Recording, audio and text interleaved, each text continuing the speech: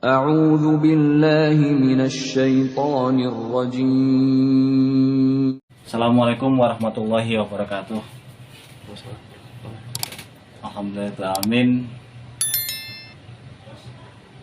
Pada hari ini saya bisa bersilaturahim dengan keluarga ke Malaysia, ke Kuala Lumpur. Alhamdulillah bisa bertemu dengan kawan lama. Lama tapi baru ketemu di sini. Sudah puluhan tahun ya Om. Berapa tahun Om kita Om? Terakhir saya jumpa Mas Agung itu tahun 2005 atau 6 ya, saya lupa. Iya. Tebet Di Tebet ya. Tebet Timur Dalam waktu itu. Ketemunya juga di pinggir jalan. Dengan pas pulang kerja saya, Mas mampir sebentar. Ketemunya ya gitu aja di pinggir jalan. Oh ini Mas Agung. Jadi ini Mas Ardi. Mas Ardi ini dulu kuliah di ITB, Jamaah Dago ya Om. Ya, Dago Bandung Utara. Angkatan tahun berapa Om? 96. 96. Ya, tahun 96 lulus tahun. Jangan ditanya dulu. Hampir DO. Jadi Mas Ardi 7 ini tahun. punya cerita unik. Jokam tulen. Paham Islam jamaahnya tulen banget. Jadi saking yakinnya doktrin, oh Mas, dunia itu gampang lah ya. Dia katut lah. Katut. Iya, katut. Kalau cari akhirat, dunia katut. Ya. Ternyata baru semester berapa Om? Sudah berani nikah. Oh, tingkat 3. Tingkat 3, Tingkat semester 3 6. atau 4. Ya sekitar semester 6 ya, sehingga lulusnya agak terganggu. Oke Om, kayaknya kita asik bahas Islam kita ya. Dulu kayaknya pertemuan kita di Milis Jokam dan Islam kita. Oke. Mungkin Om Ardi bisa ceritakan sejarah Islam kita itu seperti apa, orang-orangnya siapa saja, terus bagaimana kisah mereka. Gimana kelanjutannya? Oke, mungkin buat teman-teman yang nggak tahu backgroundnya. Jadi dulu kan di jamaah itu ada milis yang namanya Milis Jokam. Ya. Iya. Milis Jokam itu anggotanya banyak banget gitu. Anggotanya banyak banget. Tahun-tahun 2000 berapa ya? 2005, 2008, 2007, 2008, mungkin 2009. Dulu kan ramai namanya milis ya, mailing list, email Yahoo Group. Jadi dulu rame banget milis Jokam. Cuma di antara sekian banyak member milis Jokam itu ada beberapa, mungkin banyak teman-teman yang ketika berdiskusi dekat di tengah jalan. dekat. Nah ini diskusinya sudah lewat batas. Iya. Sebetulnya ya kita dulu yang masih giroh ya, istilahnya giroh atau semangat mencari ilmunya cukup tinggi, itu kadang-kadang ya punya banyak pertanyaan yang cukup ya agak-agak kritis gitu ya, sehingga ketika itu oleh admin Milis Jokam diberhentikan. Jadi untuk tidak ya daripada menimbulkan banyak masalah dan juga ya tidak ada gejolak, akhirnya banyak diskusi terutama masalah keilmuan lah, masalah mangkul, masalah jamaah, kitab dan ulama-ulama, biografi ulama, terus ya banyak bab masalah imamah juga dibahas, tapi terus pada akhirnya berhenti begitu saja. Nah, terus akhirnya ya saya dan Mas Agung dan saya lupa dengan siapa ya berinisiatif membuat Om Sirun kayaknya, Mas Sirun. Sirun. Sebenarnya membuat suatu wadah kita biar bisa ngobrol lepas gitu loh. Ini mungkin ya supaya menjadi aspirasi juga, dan juga manusia itu nggak bisa lepas dari bersosialisasi. Even di dunia maya juga keinginan atau aspirasi berbicara itu nggak bisa dikekang. Akibatnya kita membuat sempalan namanya. Dulu ada Milis Jokam, kemudian saya dan teman-teman membuat milis sempalan yang namanya Islam kita. Saya jujur aja nama itu pun nggak ada artinya, hanya sekedar ambil nama saja. Sampai yang ngasih nama itu ya? Saya memberi nama, nggak ada ini Islam kita, Islam dia dengan niat untuk membuat sesuatu yang berbeda, tidak, itu sekedar memberi nama saja, nggak ada niat apapun. akhirnya di situ ya saya, Mas Agung, Mas Jawharul Irfan, Mas Casan Aroma, Mas Yayan, Sirun, Mas Adi, Mas siapa yang Abdul Salam, Husni ada, Enrico. Saya rasa tidak terlalu banyak, Mbak Hidayah dan lain-lain. Nah di situ barulah diskusi itu menjadi lepas, gitu ya. Lepas itu dalam arti begini, kita nggak ada admin yang nge-cut atau memoderat isi postingan itu, sehingga saya dan terutama saya secara pribadi banyak mendapatkan ilmu yang banyak dari situ, terutama dari Mas Jawharul Irfan, dari Mas Adi. Ternyata yang ngaji Darul Hadis itu banyak gitu, bukan cuma memang lah bukan cuma Banur Hasan ya, tapi juga banyak ulama-ulama dari Indonesia yang juga ngaji di sana. Dan ternyata sanadnya juga masih lestari sampai sekarang gitu ya. Masih sekarang masih dengan mudah dilacak, dicari sanadnya sanadnya Syekh Umar Hamdan sampai dengan ulama Nusantara ya ada gitu loh. Sehingga di situ saya terbuka, yang berarti punya sanad ya banyak loh gitu ya, nggak cuma satu orang, nggak cuma. Jadi apa artinya klaim kita mengkurung zat mutasil, sedangkan yang memegang sanad itu nggak cuma kita. Dan terlebih lagi kita, maksud saya di Jokam, hanya bisa melihat sanad itu yang kutubus sittah ya, hadis yang 6, melihat secara fisik. Oh ini rantaian guru, rantai gurunya. Dan juga sanad Qiraatus Sab'ah. Sanad Qiraatus Sab'ah saya sempat lihat fotokopinya juga waktu di Bandung. Tapi itu kemudian saya melihat itu bukan sesuatu yang kemudian spesial, sangat spesial gitu. Sanad itu semua orang punya gitu. Ternyata setelah saya datang ke Malaysia, nggak jauh-jauh, tetangga sebelah kondo saya punya sanad 21. Masya Allah. 21 bacaan. Bukan cuma 7. Jadi ada 10 bacaan yang masyhur. Saya nggak terlalu paham detailnya. Jadi kira-kira bacaan itu kan ada bacaan yang masyhur, ada bacaan yang syad. Jadi ada istilah syad juga tuh. Syad itu artinya nyeleneh. Syad itu nyeleneh, berbeda dari umumnya, berbeda dari mainstream. Maka dikatakan syad. Tapi ini nggak kena dalil waman syadza syadza ini dalam dunia qiraah gitu ya. Ada yang namanya bacaan syad. Jadi semakin membuat ini eye opening gitu ya. Ternyata satu yang punya sanad juga banyak.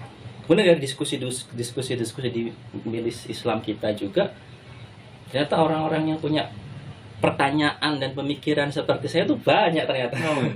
Mas Agung, Mas Irfan tuh ternyata bukan liar ya, bukan saya tidak mengatakan roi atau enggak, karena bagaimanapun manusia dianugerahi akal itu pasti punya pertanyaan.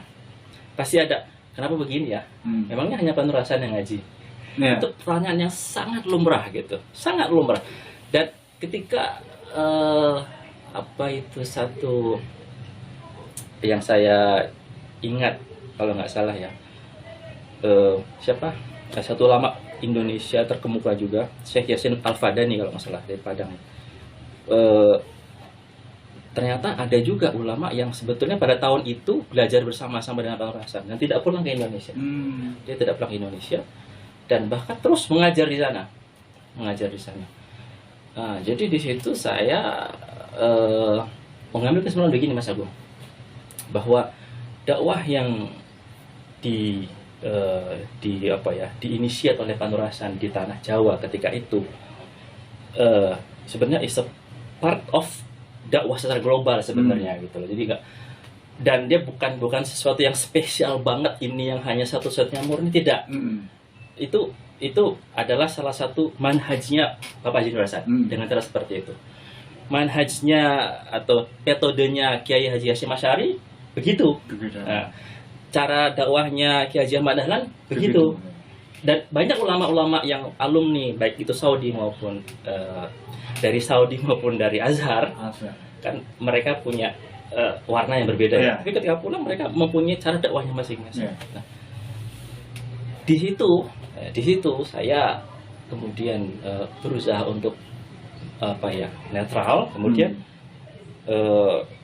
mengembalikan ya mengembalikan sesuatu kepada ya Quran dan Sunnah, petunjuk. Bahwa Nabi mengatakan sahabatku itu seperti bintang di langit, itu menjadi petunjuk.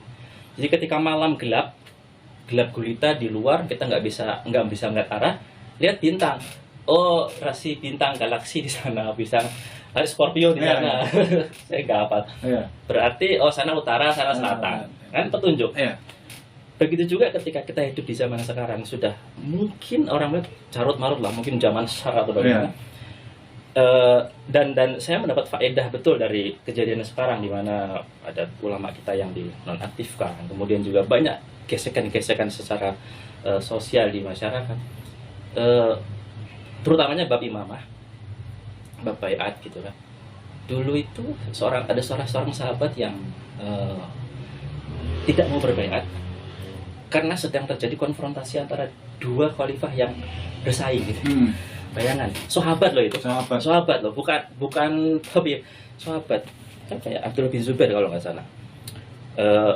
Karena dulu dia pernah disuruh Nabi membuang darah cantuk bekas bekam, tolong dibuang di tempat yang nggak bisa ditemui oleh orang. Dia pergi, udah aman Nabi, nggak ada yang bisa nemu gitu. Kamu minum ya? Diminum. Allah alam itu hadisnya sahih atau tidak. Tapi kemudian pada akhirnya Abdul bin Zubair ya mengalami fitnah di mana dia berseteru dengan khalifah waktu itu. Saya mohon maaf, saya nggak tahu apa. Akhirnya Abdul bin Zubair dikalahkan. Baru sahabat senior ini berbaiat kepada yang menang dia. Nah, sehingga artinya ketika terjadi pergolakan atau ketika terjadi zaman fitnah seperti itu, ya diam, supaya kita nggak ikut terjun menambah rumitnya masalah. Nah, gitu. Kok sampai ke sana ya? Dulu Islam kita, karena jujur aja Islam kita menjadi benih atau menjadi semacam ya tempat kita berdiskusi, kemudian membuka akal pikiran kita yang duluan keluar siapa? Mas Sirus sama Mas Abdullah Salam dan lain-lain. Dulu saya masih ya sudahlah. Tahun berapa tuh? Islam kita tuh tahun berapa? 2008. 8 Setahu saya 2008 atau 2009. Waktu Pak Mauludin dikeluarkan dikeluarkan. Ya. Jadi dari Pak Mauludin dikeluarkan, terus kita nih orang-orang yang berusaha netral, berusaha mencari ilmu, berusaha untuk mencari jalan tengah, akhirnya membuat Islam kita gitu. Seperti itu kira-kira waktu itu, seperti itu kisahnya ya. Iya, dulu kita buat grup itu sesudah mau Pak Mauludin keluar atau sebelum ya, saya nggak tahu. Kira-kira lagi pergolakan mungkin ya. Iya.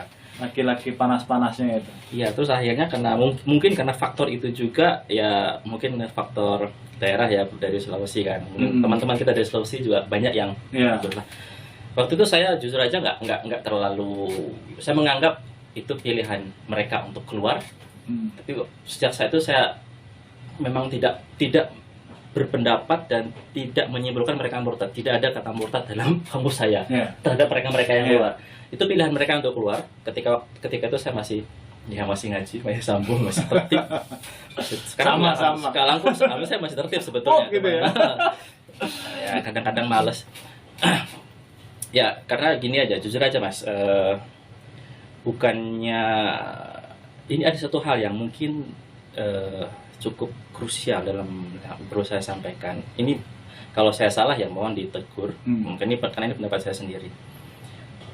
Saya melihat melihat pemahaman kita, terutama dari sisi pengurus itu kan terlalu dengan mengandalkan dalil atiullah wa atiur rasul wa ulil amri minkum. Sehingga ketaatan kepada ulil amri ini seakan-akan menjadi sejajar dengan ketaatan kepada Tuhan, kepada Allah. Seakan-akan menjadi seperti itu. Padahal setahu saya konteks ayat itu berperang, ayat perang. Memang kalau dalam peperangan apa yang perintah komando harus taat, kamu gak usah tanya serang sana, itu mutlak harus ke sana. Tapi dalam keadaan yang normal, contoh seperti ini, katakanlah sambung gitu ya, ijtihad sambung. Ketika sambung itu menjadi satu kata amal soleh jamaah ngaji yang wajib taat. Tapi ketika menjadi suatu aturan, seminggu 2 kali wajib datang dan ketika tidak datang izin, dan itu melekat di dalam syariat Islam. Kenapa saya katakan melekat? Karena nggak ada batas waktunya. Kalau saya katakan kamu harus taat kepada perintah saya, perintah itu kan sifatnya gini, Mas Agung keluar, Mas Agung terobos sana, itu perintah. Mas Agung harus taat. Tapi kalau saya bilang setiap minggu pagi asar, setiap minggu malam ngaji, dan itu berlaku infinite. Ila yaumil qiyamah gitu. Berarti itu sudah seakan-akan menjadi melekat dalam menjadi syariat, kewajiban kita. Padahal kalau kita nggak Jumatan saja misalnya, itu ancaman. Maksudnya kalau kita nggak sholat Jumat, nggak perlu izin sama-sama. Kita misalnya katakanlah sholatnya sendiri, ya nggak perlu izin gitu loh. Tapi kenapa kalau dengan mengaji yang aturannya itu dari manusia, itu jauh lebih tinggi, itu jauh lebih berat gitu loh, jauh lebih berat. Dan memangnya kalau saya ngaji, situ yang masih pahala. Kan Allah yang kasih pahala. Tapi kenapa kalau saya nggak datang, izinnya seperti itu? Kayak, ya tapi itu pikiran ya gimana ya. Akhirnya bagi saya begini, kok manusia bisa membuat syariat? Kalau saya nggak datang, kok dikatakan murtad? Jadi yang bikin syariat siapa sebetulnya? Gitu. Dan saya tidak menjumpai ada padanan itu pada zaman. Mungkin literasi saya kurang, tapi ketika saya mencoba mencari pada zaman Nabi, zaman sahabat itu ada nggak sih acara yang namanya sambung jamaah seminggu 2 kali, wajib datang semua izinnya jamaah? Ada nggak acara seperti itu sebetulnya? Saya cari-cari, mungkin ada, tapi dalam bahasa mungkin asrama. Karena dulu juga ada orang-orang dari dari jauh datang, beberapa muda datang ke tempat Nabi untuk ngaji asrama. Kemudian mengatakan, oh kamu sudah kangen ya sudah pulang aja dulu. Itu kan sifatnya temporary, gitu. Karena temporary, tidak terus menerus gitu loh. Sehingga ketika saya menjadi pengurus, saya seringkali begini, kalau saya mewajibkan jamaah ini datang, ketika jamaah itu datang, terus saya mengadakan acara sambung ini ternyata membosankan gitu. Yung ngajinya yang membosankan, atau mungkin ya penyampaian Qur'annya bules gitu kan. Bukankah saya mengambil waktu mereka, nganiaya mereka? Mestinya mereka pulang bisa dengan keluarga, bisa kerja cari duit. Saya suruh datang supaya dengerin nasihat saya yang itu-itu saja. Yang gitu saja. Jamaah kan jadinya ya terpaksa taat. Ya mungkin bagi dia dapat berharap pahala, tapi bagi pengurus berat loh. Sampai mengambil waktunya orang untuk datang, tujuannya supaya dinasihati, tapi itu saja yang menyebabkan orang jadi bosan. Nabi saja itu khawatir loh. Saya tidak nasihati karena setiap saat, karena takut bosan. Hadis Bukhari juz 1, juz awal-awal.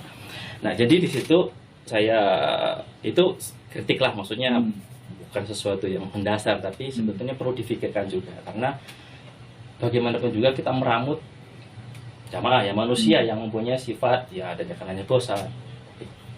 Dan kadangkala kalau saya mau izin, kenapa saya mau izin? Karena males. Pasti orang sungkan, Pak izin Pak, saya males. Nggak mungkin ada izin. Tapi kalau nggak izin merasa gimana, merasa berdosa. Padahal ini kan aturan yang bikin pengurus, bukan pengurus. Nah, itulah. Jadi kita kemana-mana ngobrolnya. Oke, santai. Oke, terus waktu itu Islam kita itu selesai tahun berapa itu ya? Saya lihat di arsip 2011 sudah nggak ada. 2011 posting. Karena udah pada habis ya. Sebagian yang aktifnya udah habis. Ya, Mas Salam, Mas Sirun, terus kemudian Mas Adi, ya, Mas Husni. 4 itu udah. Kan yang ramai kan 4 ini sebetulnya, karena beliau lagi hangat-hangatnya pergoncangan lah, sehingga banyak diskusi ketika 4 orang ini pamitan ya, dari Islam Jamaah, kemudian kayaknya terus selesai. Oke, terus selanjutnya waktu itu sampean ke Malaysia ya? Waktu itu gimana tuh? Ya, saya kerja dulu di Jakarta sampai 2013, terus saya ke Malaysia 2013 akhir. Sama Mas Irun? Enggak? Oh, enggak. Enggak ya? Enggak. Gitu ya. Saya di 2013 Desember saya baru pergi ke Malaysia. Ke Malaysia. Terus gimana perkembangan Islam Jamaah di Malaysia? Kalau di di Jawa kan, apalagi setelah adanya fatwa non aktif 3 ulama Islam Jamaah itu berdampak besar lah. Ya, dikit-dikit non aktif atau murtad. Kalau di Malaysia itu seperti apa perkembangannya? Oke, di Malaysia sebetulnya nggak terlalu bergejolak ya, nggak terlalu bergejolak seperti halnya di Indonesia. Saya juga nggak tahu kenapa. Mungkin karena saya sendiri sejak awal datang ke Malaysia sudah dalam tanda kutip ya saya udah nggak takfiri ya, maksudnya pemahaman yang radikal tuh saya udah tinggalkan. Walaupun saya masih saya sambung dan mengaji di sini. Tapi saya sekali datang ke Malaysia saya sholat Jumat di masjid kerajaan. Jadi bagi saya sholat adalah ibadah yang terbaik di belakang siapapun lakukan. Kalau bidah ya bidahnya sendiri yang jadi berat. Nah, terkait dengan adanya gonjang-ganjing dengan 3 ulama yang dinonaktifkan di Malaysia, jujur aja saya nggak melihat adanya gejolak yang terlalu heboh ya sebagaimana yang ada di Indonesia. Mungkin karena jamaah di Malaysia nggak kenal siapa 3 orang itu. Siapa sih Pak Abdul Aziz, siapa sih Abdul Mas'ud gitu kan, siapa sih Pak Fadil. Jadi saya lihat yang dengar ya iya aja gitu loh, iya saja, dan ya nggak ada sesuatu yang berarti. Mungkin di daerah Malaysia Barat mungkin ada, tapi saya nggak tahu persis. Malah yang heboh justru yang ada di Indonesia gitu kan. Jadi ketika Pak Khalil dinonaktifkan di maklumat yang pertama, maklumat pertama itu ada penerobos. Sebelum maklumat pertama ya, ada penerobos kalau nggak salah Pak Royan siapa? Pak Mustafa Royan, sama ada satu penerobos lagi yang menjelaskan tentang kasus sebenarnya salah buku kitab-kitab Pak Khalil. Terus menjelaskan tentang bahwa Pak Khalil ini pemahamannya membolehkan sholat di belakang orang luar. Dalam hatiku, ya podo aku yang ngomong.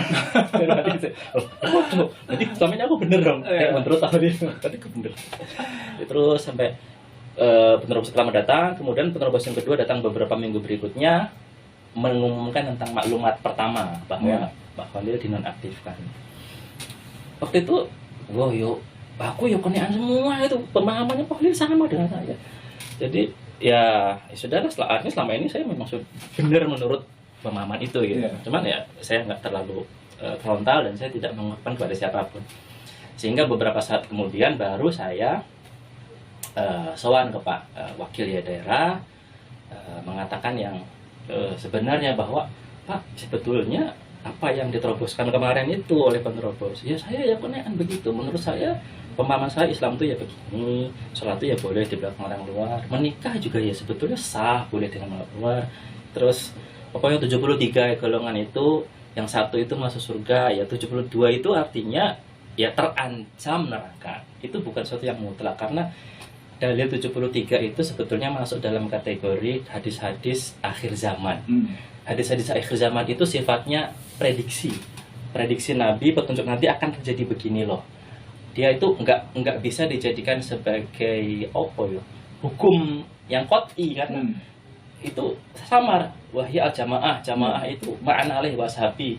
Ya, jadi keterangannya ya sebatas itu. Gitu. Nggak bisa kemudian disempitkan di jamaah yang ini itu terlalu jauh gitu kesimpulannya. Nah, ya. Karena ketika Nabi berbicara, ketika Nabi menyampaikan jamaah itu ya jamaahnya para sahabat tentunya, majority sahabat. Gitu. Dan apa namanya, makna terjemahan al-jamaah sebenarnya kan kalau dalam bahasa Inggris itu ada bulk of the ummah. Bulk itu maksudnya ya majority gitu, yang dominan. Jadi yang lebih tepat sebenarnya adalah sawadul a'zam. Sawadul a'zam majoritas. Tapi kalau majority ini kemudian di apa namanya, ditabrakkan dengan dalil, kebanyakan orang itu tidak bersyukur misalnya kan. Aksarun nasi la ya'lamun, aksarun nasi la yaskurun. Ya nggak ketemu, karena kalau dalil aksarun nasi la yaskurun la ya'lamun itu berbicara secara global iman dan kafir. Kalau yang ini berbicara umatnya Nabi, umat Islam itu akan terpecah.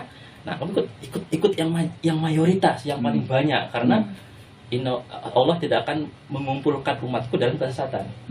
Kita buat adilah. Kita buat la yajma umati ala dolalah. Jadi kalau ulama sudah berijma, umat sudah bersepakat, ya itu yang benar. Nggak mungkin umat ini bersepakat dalam hal salah. Terus beberapa poin yang lain banyak saya sampaikan kepada Bapak pengurus di sini. Yang saya agak terkejut kok mereka bilang ya itu pemahamannya Pak Ardi. Pemahamannya Pak Ardi bercampur, tapi ya Pak Ardi nggak kemana-mana, maksudnya ya tetap sambung, ya nggak masalah. Jadi saya merasa kayaknya saya di DNA nih, ternyata enggak. Kalau di Jawa itu langsung DNA itu. Saya yakin, Indonesia aku yakin langsung DNA. Karena saya dikeluarkan dari grup alumni Bandung. Di grup itu saya ngomong sesuatu, akhirnya ditanteng itu, di challenge. Jadi ini murtad apa nggak? Saya bilang gitu. Kalau nggak murtad, langsung di remove. Jadi artinya kalau saya menyampaikan ini di Indonesia, saya yakin sudah di DNA. Bisa sampaikan di sini ternyata tidak gitu loh. Oh berarti ya Pak pengurus ya nggak, tapi irin. Tapi ya sudah. Ya saya ngaji seperti biasa. Dan saya masih di pengurus itu, masih didapuk jadi pengurus, ya masih musyawarah gitu. Apa ada perannya? Pengurusnya apa? Dulu tim agnia daerah. Tim ya, bukan agnia. Jadinya karena nggak ada orang lagi, ya udah saya musyawarah sampailah.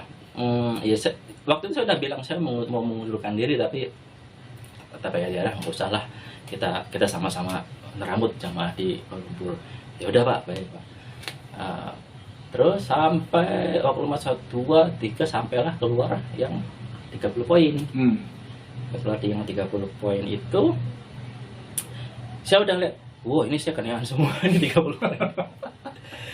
Ya nggak semua sih, banyak gitu, banyak yang kenalan 30. Padahal satu aja udah dianggap. Padahal satu aja kan jangan dianggap berat kan. Sebodoh teh kalau kata orang Sunda ya. Maksudnya yang itu kan pendapatnya orang gitu loh. Malah kalau saya bilang itu ro'i, itu ro'inya. Nah, terus kok saya minta mengundurkan diri nggak dikabulkan juga, sehingga ketika lah sampai mau musyawarah menentukan jadwal penerobosan untuk pembacaan 30 poin yang dulu ya, kan 30 poin itu disampaikan kalau salah beberapa seri, barusan selesai juga 2 minggu yang lalu di sini, 2-3 minggu yang lalu. Yang awal-awal udah berapa kali ini pembacaan 30 poin? 2 sih kalau nggak salah. Pertama di daerah itu awal-awal ketika keluar, terus di kelompok, kemudian diulang lagi sekarang. Dan saya lihat redaksinya agak berbeda dari yang pertama kalau nggak salah. Coba dengan perhatikan penjelasannya. Saya nggak pernah. Saya walaupun gimana, tapi saya tetap berusaha mempelajari, mengetahui situasi yang terjadi, karena yang alladzina yattabi'una al-qaula wa yattabi'un alladzina yastami'una al-qaula wa yattabi'un ahsanah. Jadi orang itu tidak sepatutnya menutup diri dari apa yang berlaku di sekitarnya ya, karena bagaimanapun gini, saya mengambil prinsip saya benar, tapi mungkin saya salah. Nah, kamu salah, tapi boleh jadi kamu sebenarnya benar. Nah, jadi saya selalu riset hal seperti itu. Oke, balik yang tadi. Jadi akhirnya karena sudah maksudnya sudah pada tahap dimana saya harus nerobos untuk membacakan 30 poin, sedangkan aku ya kenaan di situ gitu kan. Aku nggak mau, ya saya akhirnya mengundurkan diri dengan secara tertulis. Bapak setuju atau tidak setuju, saya nggak mau lagi jadi pengurus, karena saya nggak mau ikut terlibat di dalam mendoktrin jamaah menjadi takfiri. Itu saja. Ya udah, akhirnya disetujui, dan sampai sekarang ya ngaji sih sebenarnya, masih ngaji. Saya ngaji kelompok. Hebat. Cuman Jumatan saya ke masjid di luar, masjid kerajaan maksudnya, yang sah secara syariat. Ya. Kalau Jokam di sini Jumatannya sembunyi-sembunyi, 10 orang, 5 orang. Kalau lihat dari kitab-kitab fikih lah, terutama Syafi'i yang di sini, yaitu tidak memenuhi syarat. Bahkan kalau cuma 4 orang nggak wajib kok Jumatan, nggak wajib Jumatan. Yang wajib Jumatan tuh yang mukim dan banyak. Orang yang tinggal di Jabal Kurosadid berapa terpencil sebenarnya juga nggak wajib Jumatan kalau dari mazhab Syafi'i. Jadi saya lebih memilih untuk sholat Jumat bersama majority umat Islam di Malaysia di masjid kerajaan. Ya saya berharap, saya nggak tahu ya, saya nggak tahu dari mana untuk menyampaikan ini ke teman-teman saya di Malaysia, karena saya lihat di sini kayaknya nggak ada yang nggak takfir amat gitu loh, nggak ekstrim banget. Cuman ya, dan selama saya Jumatan di sini beberapa kali banyak kok yang kok nggak ada Bapak Anu nggak ada, Pak Anu nggak ada, padahal kerjanya nggak jauh misalnya gitu ya. Jadi mungkin mereka juga sholat Jumatnya di luar. Jadi saya nggak terlalu nggak terlalu mempersoalkan itu. Jadi ya sudahlah, saya lebih baik sholat Jumatnya di luar. Itu dan apakah ada kemudian yang kayak gelombang hijrah seperti itu? Saya lihat ya ada satu dua keluarga yang akhirnya mereka memilih untuk keluar ya, untuk keluar.